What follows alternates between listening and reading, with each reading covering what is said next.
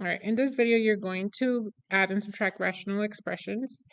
And we started these notes by going over how to add fractions. So the rule for this was to have the denominators be the same. In third grade, you learned this, and we had to look at the denominators first. And then you ask yourself, what do these two have in common? So in other words, the least common multiple. And the 5 can become a 10 if we multiply this times 2. Now, they didn't explain to you why this works, but if you break down the 10 into factors, the 2 and the 5 are the factors for 10. So that's why it makes sense to put another 2 here. So you can have 2 times 5 and 2 times 5 on both of them. But when you change one of the fractions, you need to also change the numerator, not just the denominator. So then you get 2 over 10 plus 3 over 10. And you merge the numerators, you add the numerators, so you get 2 plus 3 over 10. And then 5 over 10. And you just want to keep simplifying until you can't anymore. So this still simplifies to 1/2. So this process is what we're going to do in the Algebra 2 level. We need to find the factors of the denominator and then compare and check which factor is missing and where and put it there. But you also got to multiply it in the numerator. Then you rewrite them and merge the numerators and simplify. So let's try it. In this example, you are being asked to find the least common multiple between 3x squared and 9x minus 18. Imagine you have fractions that have 3x squared and 9x minus 18 as denominators. And you have to think of the steps again. So you got to factor the denominators. So what are the factors for 3x squared? If you break this down, you have 3 times x times x. If you multiply 3 times x is 3x, and then times another x is 3x squared. 9x minus 18, the factors for this, a lot of students are seeing this individually. Don't look at it individually, it's a binomial. So you gotta do GCF. The GCF here, the greatest common factor, it's 9. And then you will have 9 times x minus 2. This 9, however, can still be broken down into 3 times 3. So your factors for 9x minus 18 is 3 times 3 times x minus 2. And then now that you have the factors, you're going to notice that you have a common factor, which is 3, but everything else you don't have. So this fraction has 2 x's, but it does not have this 3, so we're going to put it there. And it does not have x minus 2, so we're also going to put it here. These factors don't have these 2 x's, so we're going to have the 2 x's multiplied over here. When you multiply the factor that you had with the factors that you were missing, it should result in a common denominator. So let's try it. 3x squared times 3, it's 9x squared. And then now we multiply times x minus 2. 9x squared times x is 9x cubed. And 9x squared times negative 2 is negative 18x squared. So this is the denominator that we're going to have now. Over here we have 9x minus 18 times x. So we have each term multiplied times x. 9x times x is 9x squared. And negative 18 times x is negative 18x. We still have another x to multiply times this, so let's write it right there. And 9x squared times x is 9x to the third power, and negative 18x times x is negative 18x squared. So these two are exactly the same, and that's what we want. We want these to have equal factors, so they have to have the same factors in order to be common denominators. Let's try example 2. Here you have fractions now, but you're still going to apply the same rule, which is look at the denominator. So 5x and 6, 5x and 6. both of them are different. So we need to understand that if we were to compare the factors, this one is just 5 times x, and this one is just 6. So it's missing on this side the factor of 6. But if you're putting it in a fraction, you have to also multiply the numerator times 6. And then on this side, we don't have the 5 and the x, so we're going to put the 5 and then the x. So we're going to multiply the numerator also times 5 and x. And then we rewrite.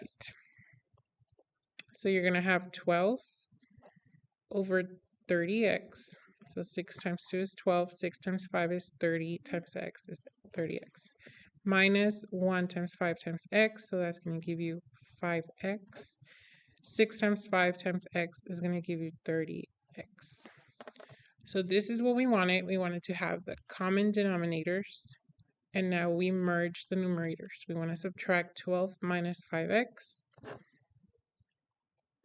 And then we simplify. So when you simplify, you have to ask yourself a bunch of questions. You have to ask yourself if this needs to be simplified by greatest common factor. Do these two have a common factor? Do they have any like terms that need to be combined? There's a lot of questions. So just stare at the numerator for a little bit and ask yourself these questions. In this case, 12 and 5 don't have anything in common, and they are also not like terms. So this is it. This is all you do for this one. We do want to have a factored form and standard form answer, but in this example, we can't change that any further. So let's look at the back. We have the steps summarized here, so I'll just rewrite them. Step number 1 is to factor the denominator, if possible. And then for step 2, you're going to identify missing factors to create the common denominator.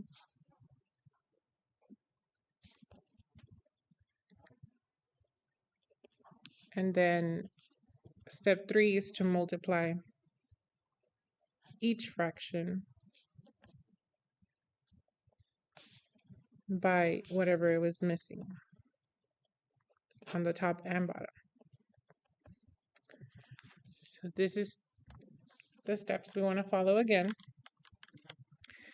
On this first problem, we look at the denominators, x minus 4 and x plus 6, and we realize that these are binomials with a 1 as a coefficient right here. So when there's a 1, we can't have any GCFs.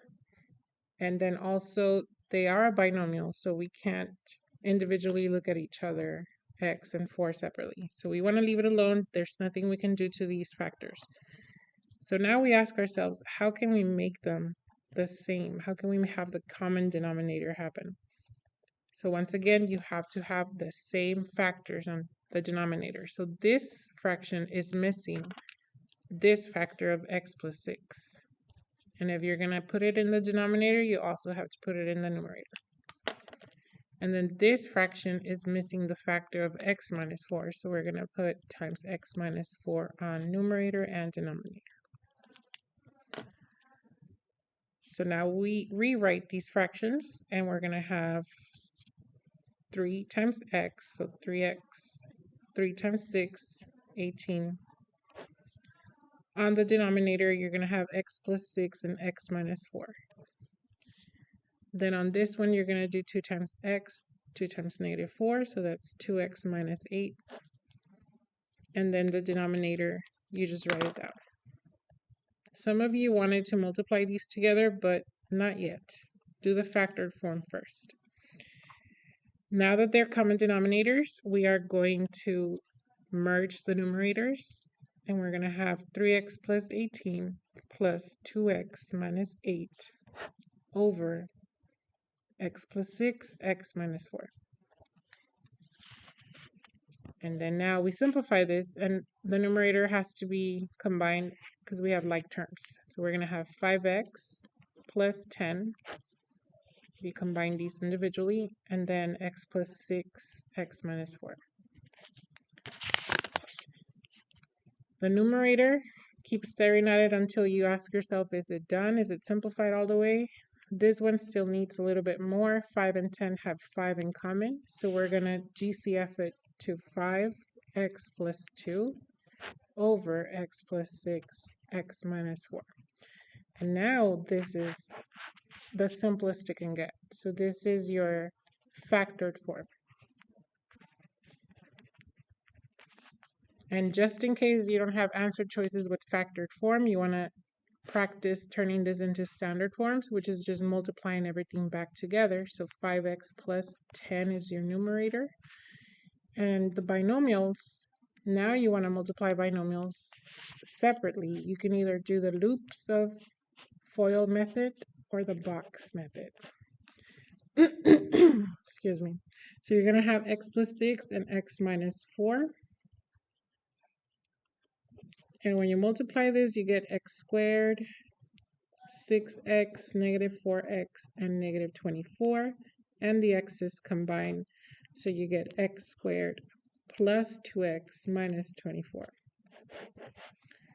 This is standard form for that. Okay, one more problem. We have the factors of x squared minus 64 and x minus 8. You want to factor this, and that will give you a difference of squares. So if you recall, difference of squares is when you have something squared minus something squared, and that turns into two binomials immediately. So we're going to have the binomial of x plus 8 and x minus 8 for this one. For this other one, we just have x minus 8. So for this, we need to realize that x minus 8 is already a common factor. So this fraction needs x plus 8. So we're going to multiply x plus 8 on the denominator and numerator.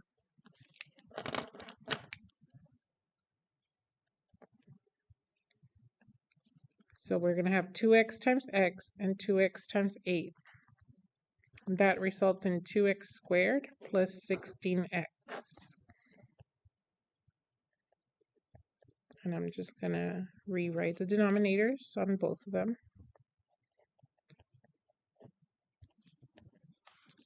Okay, now we merge the numerators, and we're going to have 3 minus, and let me just emphasize, this is the tricky part for some of you. You forget that when you subtract, you're subtracting each term. So you're subtracting 2x squared, and you're subtracting 16x.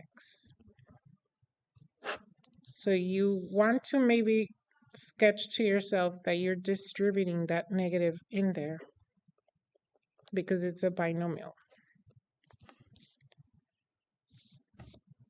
On the denominator, you just have x plus 8 and x minus 8. And then now we simplify. So this trinomial needs to be in standard form to be able to factor, to be factored. So this 3 needs to move over here.